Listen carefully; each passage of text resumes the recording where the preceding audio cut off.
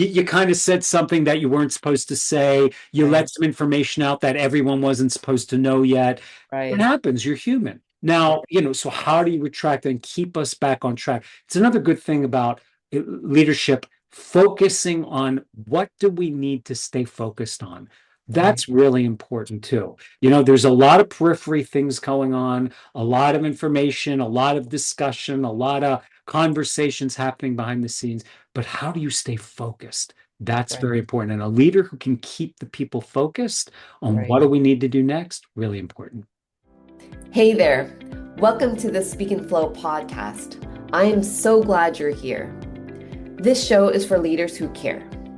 Leaders who know that when things get messy, the way we communicate makes all the difference. Every week, I sit down with incredible guests, founders, VPs, rising stars, to unpack real moments of today where communication matters. We talk about what works, what doesn't, and how you can lead conversations that create trust, movement, and momentum. Because in uncertain times like today, your words have weight. Let's use them well. Let's dive in. Welcome, dear listeners, to the Speak and Flow podcast, where we slow things down just a bit to help you communicate with clarity, confidence when it matters most. We're going to give you some focused communication techniques to address the problems or challenges, situations of our world today within your work and community. Our episode is all around crisis communication. So when things go through the roof, how do we communicate? And so today I have an amazing leader. His name is Dr. David Yudis, with over 20 years of experience in global talent leadership, talent development. He's a president of Potential Selves and advisor to C-suites, to organizations, small and large. He's a licensed psychologist. He's a Forbes Coaches Council member and also former head of talent development from Disney. I'm so pleased to welcome Dr. David Yudis. Hi, David. Hey, Melinda, thank you for having me. That was well done. I appreciate it. Thank. And Mhm. I'm going to take a breath so that we are slowing things down just a little bit, Melinda. Thanks Oh, for having me here. yes, especially when there's a crisis, right? How important is it? And I think that most of us might feel like we're in constant crisis. And I think this is a very important topic. And so when we talk, when if this person, the audience member is listening to this and listens to it all the way, what would you hope that he or she gets out of this conversation? What would I change think their life? I think every day, if you just look at the news or you do your scroll and you pick your social media, to some degree, there is a crisis. So I Mhm. think you're exactly right. Crises are all over the place. So if we're listening to this conversation, there's a tool I use with all of my clients. It's very, very simple. It's two words. Here they are. So what? Mm, So what? So, what do you do about it? What do you mm. do if there is a crisis? What do you do if you're in a crisis? So, what is how I think about that. And I hope people will walk away with that from our conversation. I love that. So when I'm thinking about communication during a crisis, do I think about so what? Am I thinking about am I what I'm saying, what does that matter? So what? I think you could think about a million different things, and you probably are Uh-huh. naturally, but Right. that's a really good grounding technique. Uh-huh. So, what? What do I want to bring to the presence that I have? What do I want to show up with? What do I need to do in this particular moment? And let's put it into context for a moment. Let's try to apply this, right? Oh, let's take us back to a time where we all experienced crisis and let's ground it in that moment of COVID. It's a great one, right? That was a global crisis, one that hadn't touched most people, in 100 years would be the closest thing to it, and nothing like what we had ever experienced in COVID. Certainly, COVID hit everybody around the world Yeah. and probably in lots of different ways. And so Yeah. I'd ask listeners to be thinking about when was the moment that they really knew that the world was about to change. I imagine for people, at least for me, I know, started seeing some news events like this. In fact, I'll tell you specifically what it was for me. I was working with a client, I was in New York, and my wife called me and said, you know, you better get home. This thing around the virus, it's looking pretty serious. Mm. And I turned on the video and I was walking down the streets of New York and I showed her restaurants I was walking by. And I said, wait a minute, take a look at this. You can see people falling out of their seats. And they were literally, it was so crowded. I was like, I'll be home in about a week, but I think we're good. 3 days later, the airports were shut down. Yeah. It was very, very scary. Hmm. And I think a lot of this, many of us probably have our own individual stories of exactly when, what happened, but then also let's like talk about the leaders, the people that we admire, the people that are maybe our managers or our bosses, it might be an authority figure within the organization. How are they communicating at that moment?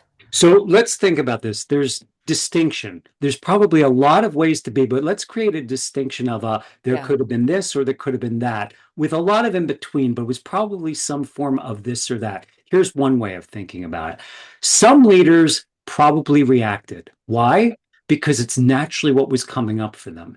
If they were feeling the flight or fight crisis of COVID, oh my God, what does this mean? The whole organization has to shut down. If you've got an organization of 100,000 people, let's even take it smaller. You're running a business unit that has 10,000 people in it, and you've got to get all those people home and hope to continue business, but they can't come into the office anymore for most organizations that were live at that point in time. What do you do? How do you handle that? Mhm. Natural emotional hijack could kick in, and there might have just been reaction. And reaction could come from how a person was feeling about it physically, mentally, in their body, and it could have just been spewing information, commands, or directions without a level of consistency, Mhm. coordination, or Mhm. maybe most importantly, collaboration with others orienting in the organization. So that's Mhm. one way of being, right? Here's Mhm. another one that I've seen in some of my clients, having looked at their personality makeups and running them through assessments. Some people are just naturally very grounded. In a crisis, in the heat of the moment, they are able to appear and show up seemingly very calm, almost as if it is not affecting them. To that degree, they can come forward. Now, what's interesting is they may be able to communicate a lot easier and more clearly, but there's a flip side to that. There's two, actually. One is people may not really feel very connected to that person. In other words, the world is freaking out, but that Mhm. person seems so grounded as if it's not affecting them. While that could be appreciated from the point of view of being able to communicate, it may not be because it's a the world is burning down and you seem like you're not experiencing that whatsoever. What's going on? Don't you see the world? Are you not seeing the same reality I'm seeing? That's Yeah. one. The other is even for most of those people, over time, they are probably experiencing some level of stress internally. They are Mm. just able to contain it. And again, over time, sooner or later, most times that is going to leak out with some level of seepage. And when it does, that can be very concerning. That is really concerning. And so, if I'm a leader and I want to be perceived as calm, confident, how will I know if I'm at that place of potential building up and then leakage because it has nowhere to go, but I am really stressed out inside? How would I know that? Block one of emotional intelligence. The Mm. first thing that comes up, self-awareness. This Mhm. is where really being in touch with yourself is really important. Never forget the time somebody said to me, where are you feeling this in your body? And I said, what? And they said, well, where are you feeling what you're describing in your body? And I said, I have no idea. What do you mean? What do you mean? Where am I feeling it in my body? I'm expressing this emotion. What do you mean? Where am I feeling it with my body? What I realized is I was totally disconnected from what was going on in my body. And it's a great way for people to become grounded. Example, even in this moment, do I feel nervous? Does my stomach have butterflies? Am I tightening? Am I not breathing and tightening my neck? And does my voice sound really different? Or like this because I'm going a mile a minute? What's Right. going on for me? Being aware of that is the first step, I believe, because it helps you to know where are you at in this moment. Right. From there, it's a matter of what is the message that you are trying to communicate and to whom. And by doing that and thinking about that, how can you best make that connection? It may be important that you show some level of energy behind the message so people feel like you get it. Or Right. it may be really important that you seem very grounded.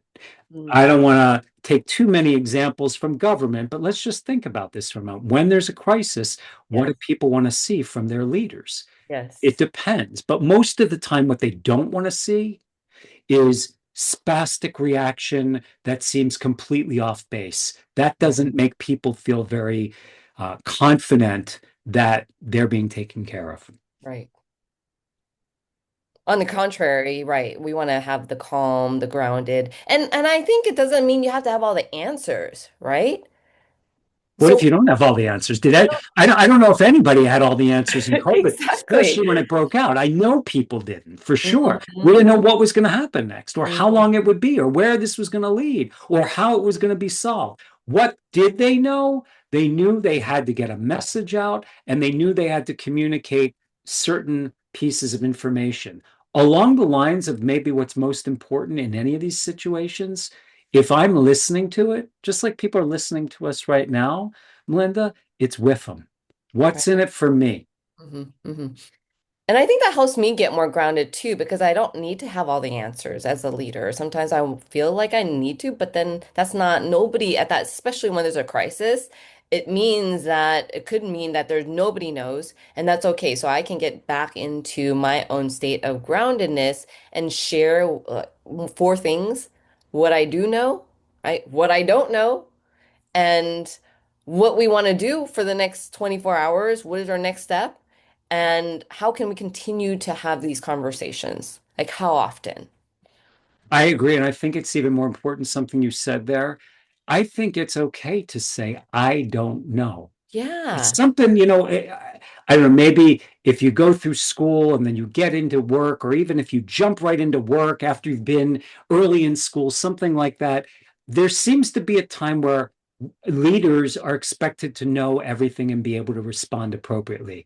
Hmm. Most leaders don't know all the answers. They're trying to figure it out too, and that's okay. And sometimes admitting that makes a leader, it's vulnerable and it makes them human. And Yeah. people can really connect with that. To Right. say, I don't know, and back to the first thing I said, so what? Hmm. Here's what we're going to do about it. Hmm. Hmm. Hmm. Right. Then people can get on board with you because they know that you don't know, and there's a sense of connection and trust. You're building trust. But what if I'm a leader and I said something incorrectly? How can I rebuild trust if I accidentally said something that I shouldn't have said? I love that. Or let's go even further. Let's say it Uh-huh. wasn't even incorrectly. Let's say it was just downright, bad. You Oh you you put your foot in your mouth. You my you God. you did something Yeah, where yeah. not egregiously, but you really you kind of you went off track. Yeah. Um, that could also be something obviously that was incorrect. Yeah. What do you do with that? I think that the most important thing with that is to take ownership. Mm, Now, there's a difference in how you do that, right? That's a natural go-to tactic that many people use. Okay, this is on me, this is my fault. But if you don't say it and communicate it with meaning, like you really do own it, then it mm, comes off a little bit shy or short. mm, It's not quite as strong in the way that it's coming across. I think ownership of stepping out of line, getting it wrong. I stepped out of line. I was wrong. Again, back to so what? Here's what I'm going to do about it. I own that. It's my mistake. It's my fault. My apologies. Here's what I'm going to do. right. Assuming that hasn't wronged somebody to a terrible degree. Well, even if it does, even if it did, we still, Yeah, but then it's going to require some real, that might then require, I agree, you're right, it doesn't change that, but it will require a different set of actions that goes to address how that's going to be handled at that point. right, right. And I I'm love, thinking about it in different terms, right? I'm thinking about it. You kind of said something that you weren't supposed to say. You right, let some information out that everyone wasn't supposed to know yet. It right, happens. You're human. Now, so how do you retract and keep us back on track? It's another good thing about leadership, focusing on what do we need to stay focused on. right, That's really important too. There's a lot of periphery things going on, a lot of information, a lot of discussion, a lot of conversations happening behind the scenes, but how do you stay focused? That's right, very important. And a leader who can keep the people focused on what right. do we need to do next, really important. Right, right. But I do like your point about right having a genuine when you're saying it, don't just say it. If you're gonna take ownership, say it and really take ownership and coming from a genuine place of meaning and responsibility. Yeah, right. And versus otherwise don't even say it if you're just gonna say it just to check the box and move on. Which If you've seen that you do it, it makes me think of this old saying, right? That goes something like, if you've seen that you've stepped out of line, right? You see it, say it, mean it, yeah. and own it. And it could be hard because there could be some genuine repercussions. Maybe a lot of money is on the line. Maybe yeah, and you hurt a lot of people's feelings. And maybe you do need to take a little bit of time to allow them to process it too. And then set the direction. Big time. Yeah. And so, what about anything else with regard to crisis communication that you would like to leave people? Um, I think messages can come off one of two ways often as well. They could either seem very scripted, very rote, very Mhm. polished, almost like a robot is doing it. But, but, and people go, yeah, we already knew that. Or Yeah, that's what we expected, or we didn't get anything answered, or we couldn't ask any questions. There's that. Or there's completely unpolished, completely off the cuff, completely all over the place, which may be like a spew and not really helpful. And so I think what's really important, especially in crisis, again, in thinking about one's audience, again, first checking in with self. How do I feel about this? Where am I at? And then thinking about who's my audience? Is it my team? Is it the whole of the organization? Is it I'm addressing people outside of the organization? Is it my family? Who is it? Who am I trying to impact here? And thinking about those people. And then if thinking about that message, chunks are really important. What are the facts? What's the information that I must deliver in this particular message? If it's too much, then I need to chunk it out and create, breathing points or breaks or pauses in between that. If I right, can tell stories in short form that relate to it, I think it's easily digestible comparably to just, throwing a lot of information out there. And maybe it's frequency and consistency. Maybe the message needs to come out in several forms, over several different communication vehicles, over several days or weeks or months or whatever it may be. Mhm. I think that's a way to make it most digestible. And I think that's the problem that leaders can face sometimes when they're trying to Right. communicate something. They would or they maybe don't chunk it out, right? They may not chunk it out. They Yeah, may not do it consistently. They yeah, may not have a frequency to it. They may not, again, I'll come back to focus. yeah, If we really get down to the message, what's the one thing right, that I have to keep you focused on in this right, conversation? And how do I communicate that? If that's all I do, that's good. right. Because especially in crisis, we don't want information overload. We can't hear it. I think people won't be able to process it. So I In love that. fact, arguably, it's the first thing people hear, then Okay. they immediately can shut down. If Yeah, that's what they wanted, what they didn't want, what they expected, what they didn't, it's think about that first thing first, because yeah, once you say that, some people may just shut down and that's all they're going to hear. That's yeah, it. yeah, That happens a lot when layoffs are about to happen, when a yeah, reduction in force is going to kick in. We think it's going to happen. There's a rumor that's out there. Yeah. Oh my God, what does this mean? And the first communication piece comes out and says, we've had to take the unfortunate step of reducing our workforce by 10,000 people. Boom, people's ears turn off. Oh my Right. God, that's going to be me. Or Mhm. how do I survive this? Or what goes on? So, Mhm. whatever the first thing is, I think is really important too. How that gets communicated. Mhm. And what would you suggest that they say instead of we have to reduce 10,000 people? Well, that may be the fact. That may really be. I think that would here would be a chunking example of that. Yes, you have to say that and then say, here's what that's going to look like. Here's how we're going to handle that. Here's where questions can be shared with, and we will be communicating more information in the next couple of days, et cetera. I mean, that's often, a way that people can at least let it hit and let it sink in and go forward. Yeah. Yeah. I mean, remember when COVID happened? The first thing we knew when it was really communicated was we were going to be told to be locked down, stay at home. Right. We didn't know how long. We We didn't didn't know. know what that meant. We didn't know, could you go out and get groceries? Could you not? Really? Is there going to be a police force out there that's going to keep you locked in your home? Are you Mhm. really like not allowed to go outside? Are you using a mask? Are you not using a mask? There were all those things going on. And I think little by little, focus, it does Because, it keeps in mind one other thing for people, right? That yeah. that it is important that a lot of times people are trying to figure it out as they go. That's Right. reality. When you're in an Exactly. uncontrolled or uncertain situation, leaders are trying to figure it out too. And that's why it is important at a leadership level, collaboration, communication, discussion, connection, it matters so that if they are tight first Right. before they go out, Right. they can then be on the same page. And going back to your point about chunking, because there's so much information coming at us, if we chunk it down, this is what was happening right now. This is what we know. This is what we're going to do in 24 hours. This is how we continue to communicate. You chunk that out into one bite-sized piece of information because then later on, more information is going to come.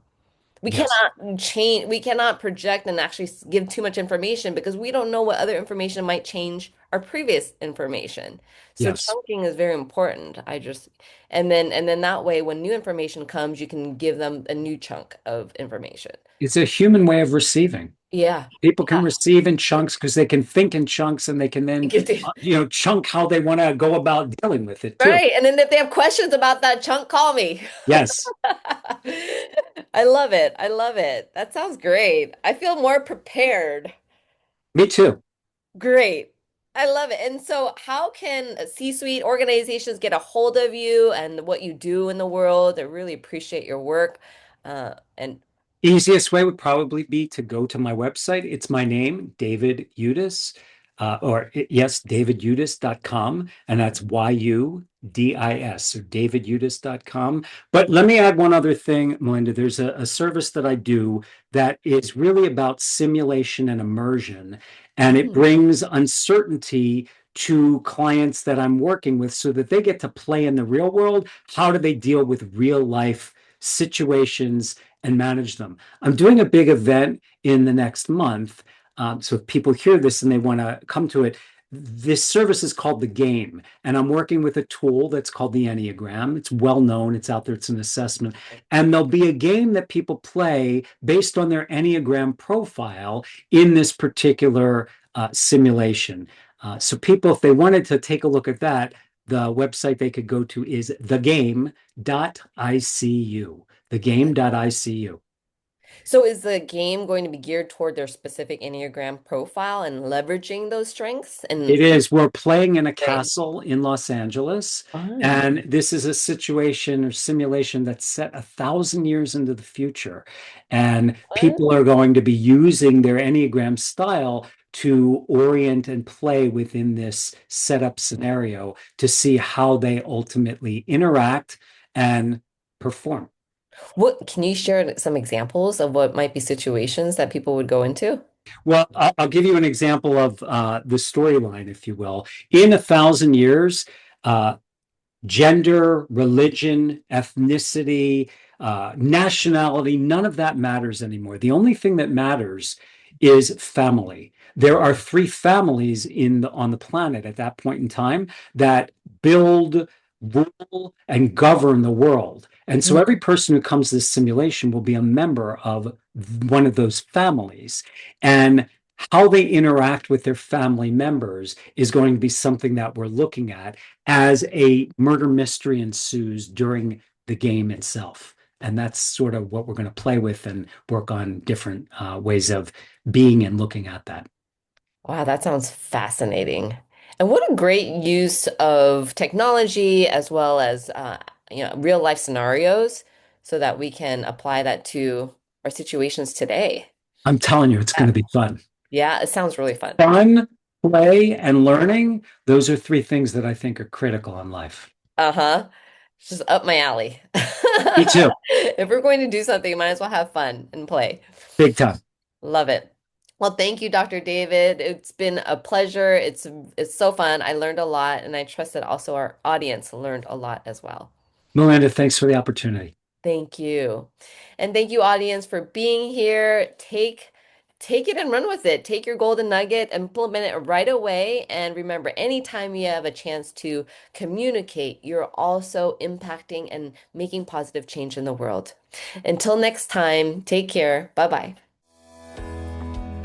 Thanks for tuning in today. If this conversation sparked something for you, if you're thinking, we talk a lot in our organization and things still fall through the cracks, we're not getting the results that we want, I've got something for you that might help. It's called the Accountability Self-Assessment, and it takes less than 60 seconds.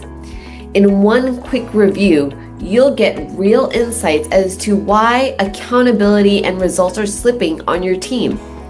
And you'll walk away with a legacy accountability card. It's a simple one-pager framework to help you and your team move talk to traction. Because the legacy of you and your team is built more than just meetings. It's built on clarity, consistency, and follow through. So grab it today. Go to speakandflow.com or click on the link in the show notes. It's free, fast, and built for busy leaders like you. See you next time. Until then, keep communicating with impact and momentum.